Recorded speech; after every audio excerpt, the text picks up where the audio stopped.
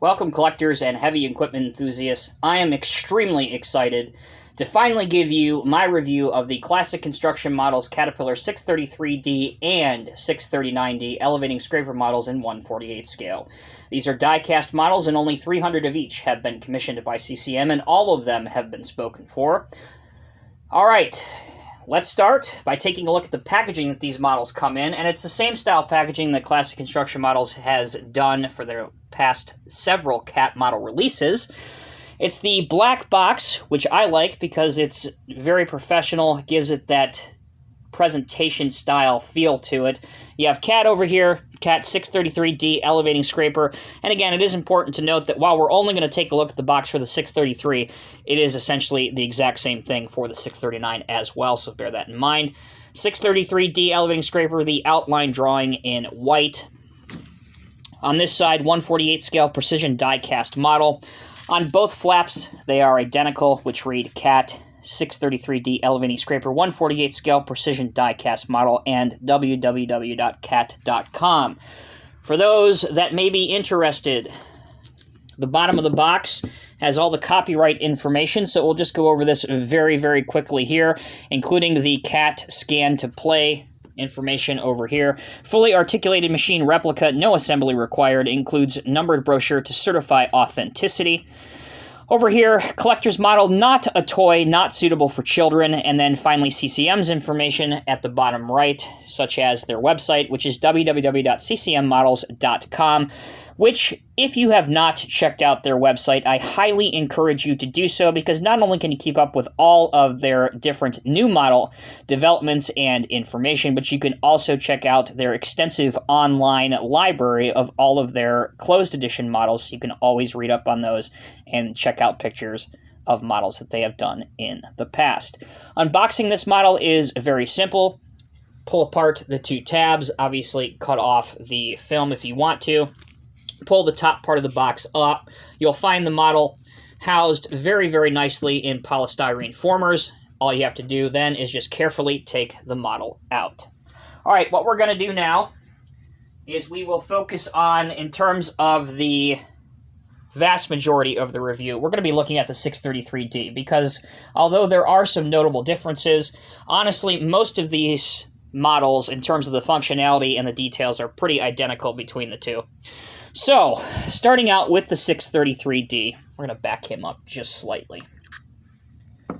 So, I will get the elephant in the room out of the way right now. For those of you that may not be familiar, these are elevating scrapers, and they have a paddle wheel mechanism, which is what this is called right here. So they're not loaded or unloaded like conventional scrapers, and because it is a very complex mechanism to model, just like it's a very complex mechanism in the real world, it unfortunately is static or stationary, meaning that it does not function.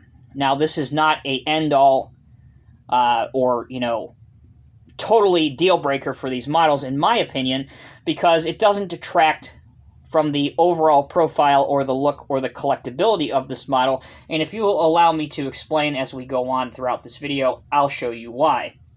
So, starting off with the collector cards that come with these as well, that also act as your serial numbered. Now, in the past, we've seen these. I'm going to back him up again. These models are so big, it's hard to get all of this in the shot at once. So we've seen these in the past, that they actually open up, and there are several pages. With these scrapers, they're only a single sheet, double-sided for both of them. So for the 633D, it's number 53 out of 300 for this one. And for the 639D, it's also 53 out of 300, as all of my CCM models are usually serial number 53. For the information on the back, you can see the different dimensions, the service refill capacity, the brakes, weight, cushion hitch and gooseneck, elevator bowl, hydraulics control, all that kind of fun stuff, which if you're interested when you receive your model, you can check that out. On the front, again, very nice picture of both of these models. Once again, there's a picture of the 633, and it is important to note that CCM did not get lazy here. They are entirely two different sheets for each respective model with two different pictures and two different sets of information. Okay, with that done, let's turn our attention back to the models. As I said, we'll focus mostly on the 39 for the sake of the review. We will take the 33 rather. We will take a look at the 39 at the end just to show you the differences. But for the most part, most of the tooling and the functions are identical on both. So as I said, there were 300 of each of these produced for a total production run of 600. They are all sold out, meaning that you can no longer go to CCM and place your order. The 33, this version, retailed for $439.95, while the 39 retailed for a little bit more than that at $459.95. Both of these have functional scraper floors, articulated gooseneck, and I already touched on the static elevating mechanism. But what is most important, again, to note about that elevating mechanism is the detail. And I want to bring your attention to it. In past, when we talk about NZG cat models, or even the Norscott days, when we bring up elevating scrapers, we've had rubber belts, and they just have looked totally out of scale. I hate to throw out this taboo term, but they've really looked quite toy-like. With these models, nothing could be further from that. These absolutely look like a precision scale model. They look the part of a real-life paddle wheel. And again, although it does not function in terms of it rotating or moving, it does look very, very good. So I can't emphasize that enough for those that may not already know that about this model. It was never designed to be functional and moving on this, just because CCM was not willing to incur that extra tooling cost with these models already being so expensive, and it would just be too fragile that it would not work in terms of what they were trying to do, for lack of a better term, with these models. So, all told, I think it does work well. I think the scrapers ultimately turned out really good, and that's a testament to the fact that all 300 versions of each have sold out, so I think that speaks for itself. But let's take a look at the functions that do work on these scrapers. Obviously, you can articulate them across the gooseneck right here. The wheels obviously do roll. Both of these models provide you a pointer tool, and that's very helpful if you want to open up the operator's door to get a better look at the cab. Now, the fit is very, very tight, so this does require a little bit of patience. But as you can see, you can open up the door and take a look at the operator's cab inside. Now, both of these scrapers in the real world were designed in the late 70s with the operator in mind. So they had sound suppressed cab, AC units on it, greater visibility for looking not only forward but looking back at the elevating mechanism. So that was crucial with the design on these 633 and the 639 scrapers, and that again shows through on the model as well. Moving towards the back, you can see that the paddle wheel does raise up slightly, and you can, right now it is down on this model, but you can raise the entire bowl up in a carry position if you want to do it. And I actually have it raised on the other scraper, so you can see one is down all the way and one is raised all the way once we get to the 639. Moving the 633 to the back, you can see the large cushion right here, which again, on just like any other scraper, would be used for if a dozer needs to give him a helpful shove, push him along. So that is nice and robust and thick. The tires are not too shiny, which is always welcome because it gives it more of a realistic and an industrial look. The tires do not have any lettering from a maker on it, such as Goodyear or Michelin, but the hub design is very good with bolt detail all throughout. Speaking of smaller details such as bolt, you can see all the decal design from 633D, Caterpillar, the Block C era, all the way throughout here is exceptional. And this is probably one of my favorite parts on these scrapers. And it's so small, I doubt this is going to shine through on camera, but I want to draw your attention right here to these oil filters. You can actually see the CAT name and the Block C logo embossed and decaled on the small oil filters. That is phenomenal in this scale. You also have windshield wipers on the front and the back of the cab, an exhaust, mirrors, forward-facing lights, a perforated grille, which actually you can stick the pointer through if you want to.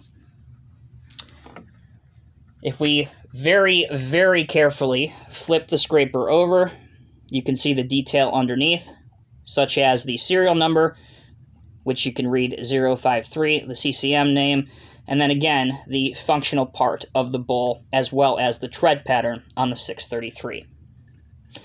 So that will conclude it for most of the details and the functions on the 633. At this point, I will carefully transition and bring in the 639 to show you that there are some differences between the two.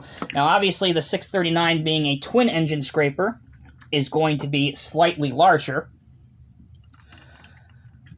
Now, the basic design for the 639D was essentially they took a 633, added a secondary engine in the rear, which gave the real version upwards of 750 brake horsepower with the two engines.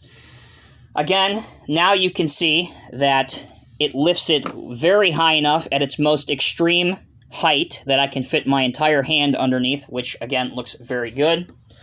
Let's turn our attention to the rear at the second engine. You have Caterpillar back here, another engine guard. You can see the open engine bay, which again is a little bit hard to see on camera here, but you can see a lot of the different engine components. Your air cleaner, your exhaust for the secondary engine. You also have added guarding for the slightly bigger bowl on the 639 that isn't present on the 633. But again, for the most part, it is very similar to the 633. Another difference that you'll see on the 639 versus the 633 is that the rear tire matches the front tire on the larger scraper, whereas it is different on the smaller scraper. So that will conclude my model review of CCM's two newest additions to their ever-growing line of 148 die-cast Caterpillar scale model replicas. Couple things again that are worth noting before we wrap up this video. These are sold out, meaning that if you want to add these to your collection, you're going to have to find these somewhere on the secondary market or through an authorized CCM dealer that may still have these in stock, but you cannot go to CCM and order these directly from them unless you had a pre-order in through CCM already.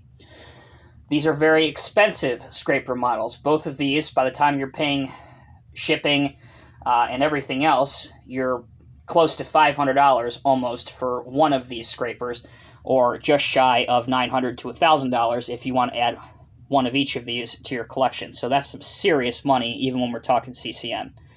That said, these are very nice, and if we go on past history, almost every single scraper model that CCM has done in 148 scale has exceptionally appreciated in value as soon as it's sold out. So I don't see that changing, or that being any different, I should say, with the 633D or the 639D. If anything, due to the very low production numbers and the unique factor with these being paddle wheel or elevating mechanism scrapers, I certainly would expect these to be great investment pieces to your collection. But obviously, there are some of us out there, myself included, that doesn't do this hobby as an investment. We do this because we love it. This is our passion. This is, what we do to make ourselves happy despite an otherwise very stressful existence. So, otherwise, CCM, you did a great job on these. It would have been great to have somehow figured out a way to make the elevating mechanism functional. However, I understand the position, and I absolutely agree with the position that they took, ultimately not to make it functional, just due to the fact that the chances of something breaking with all the fine and minute pieces that could have separated with the links and everything. I totally understand the decision that they made. Ultimately, if you put these in a display case or if you put them on the shelf, you're not going to have it moving anyway, so I absolutely agree with it. And when you put it next to a Norscot 613G, for example, or the 623G, which are to date really the only newer 150 scale, 148 scale elevating scrapers, it's night and day difference in terms of the quality. So now we finally have a suitable elevating scraper to add to your collection. I'm Tommy with Diecast Emporium. Thank you all so much for watching. You guys let me know what you think down in the comments section below, and until next time, take care and be safe. I'll catch you guys in the next review.